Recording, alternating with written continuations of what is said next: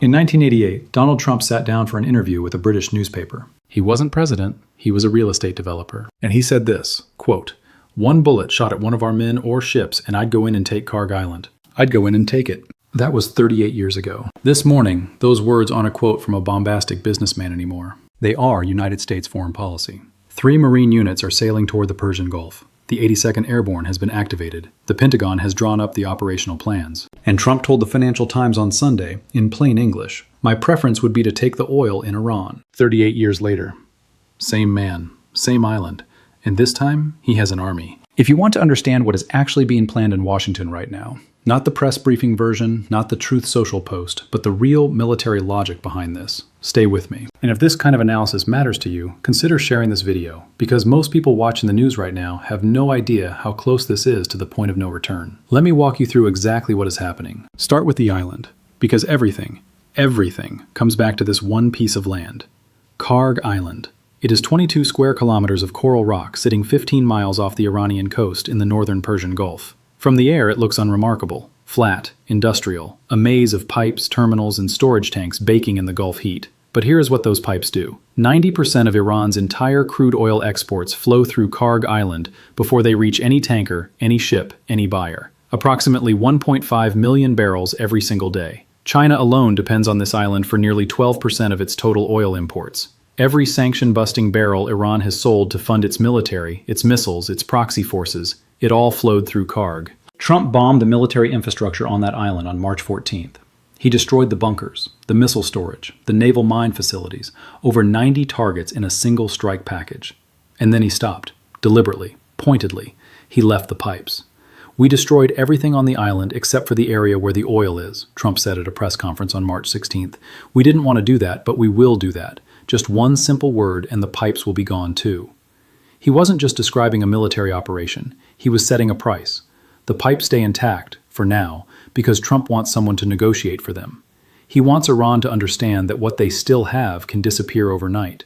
And he wants the world to understand that the United States, under his presidency, does not just destroy things. It takes them. "Maybe we take Kharg Island, maybe we don't.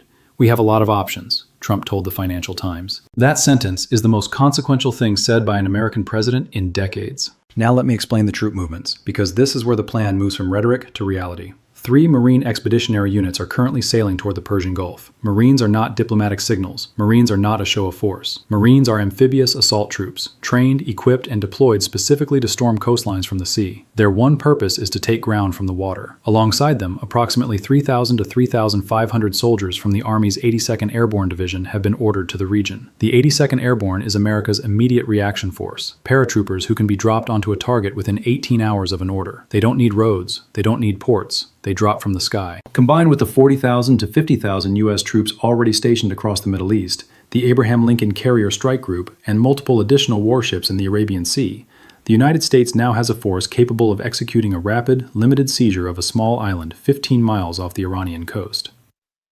White House Press Secretary Caroline Leavitt was asked directly, "Is Trump trying to end this war or intensify it?" Her answer was stunning in its simplicity. The president is focused on achieving the objectives of Operation Epic Fury. That is not a de-escalation answer. That is a war answer. A White House source with knowledge of the planning told Axios, and I want you to hear this carefully, "We need about a month to weaken the Iranians more with strikes, take the island, and then get them by the balls and use it for negotiations." That is the strategy. Degrade, seize, leverage. Trump publicly played coy. "I'm not putting troops anywhere," he told reporters aboard Air Force One. And then he immediately added, "If I were, I certainly wouldn't tell you."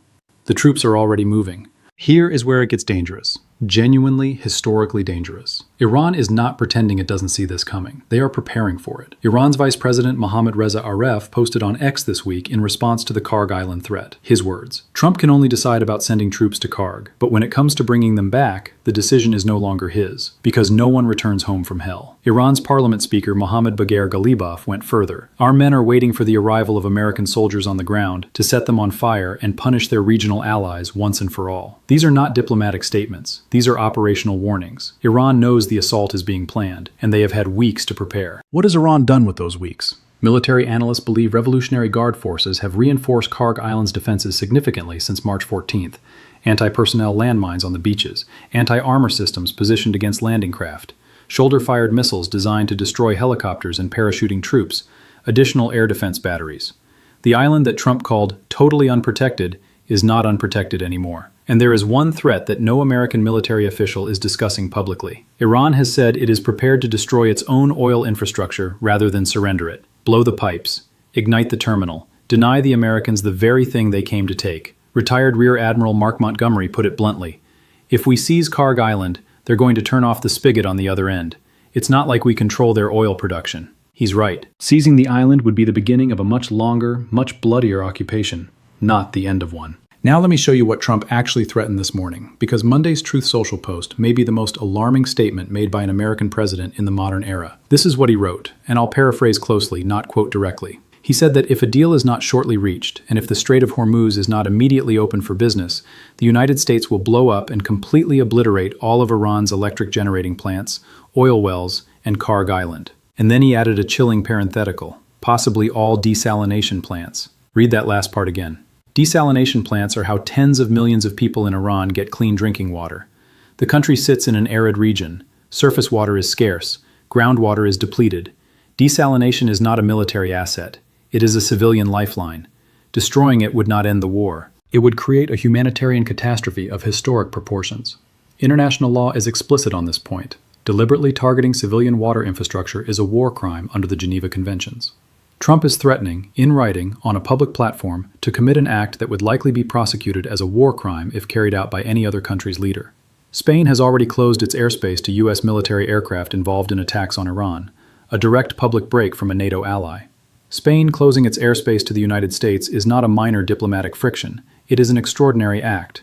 It tells you how the rest of the world is watching this escalation. Let me show you the economic picture underneath all of this. Because the war is not only being fought in the Gulf, Brent crude oil was trading at approximately $65 per barrel the day this war began on February 28th. It hit $126 at its peak. It is sitting at $115 today. That is a 60% increase in 1 month. The largest single-month surge in the price of oil in recorded history. The International Energy Agency chief said this week that more than 40 energy assets across the Middle East have been severely damaged. Saudi Aramco's CEO pulled out of a major international energy conference because of the conflict. Kuwait reported this week that a service building at a power generation and desalination plant was damaged in an Iranian attack. 1 worker killed. The UAE, Kuwait, Bahrain, the entire Gulf infrastructure network is now inside Iran's threat envelope, and the global consequences are bleeding through everywhere. Airlines are raising bag fees because jet fuel costs are crushing their margins. European governments are capping gas prices and cutting fuel taxes. Pakistan, which had nothing to do with starting this war, gets critical oil through the Strait of Hormuz and is now facing potential energy shortages. Japan, South Korea, Taiwan, countries whose governments made no decision on February 28th are watching their energy security dissolve in real time. One analyst said it plainly on CNBC. We're probably closer to the beginning or to the middle of this story than we are to the end. Here is what I want you to hold in your mind as this video ends. A man who said in 1988 that he would take Kharg Island is now the President of the United States. He has already bombed it once. He has left the pipes intact, deliberately, strategically, as a negotiating chip. He has said publicly that his preference is to take the oil. His troops are in the water. His deadline is April 6th. Iran is waiting. Mines are laid. The warnings have been issued. The Vice President of Iran has told the American president that his troops will not come home. There are 13 American soldiers already dead in this conflict. There are 3,000 dead across the Middle East in 31 days. There is a global energy crisis, rewriting the economics of every country on Earth. There is a 15-point American peace plan that Iran has called excessive and unreasonable. There are talks that Trump says are progressing and that Iran says don't exist. And somewhere in the Persian Gulf right now, U.S. Marines are on ships studying satellite images of a 5-mile island covered in pipes. This is not a war about ideology anymore. It is not about nuclear programs or proxy forces or regional hegemony. It has been reduced, in the words of the President of the United States, to something almost prehistoric. He wants the oil. The question is whether he can take it. And the deeper question, the one that keeps military planners awake, is what the world looks like the morning after he tries. April 6th is 6 days away.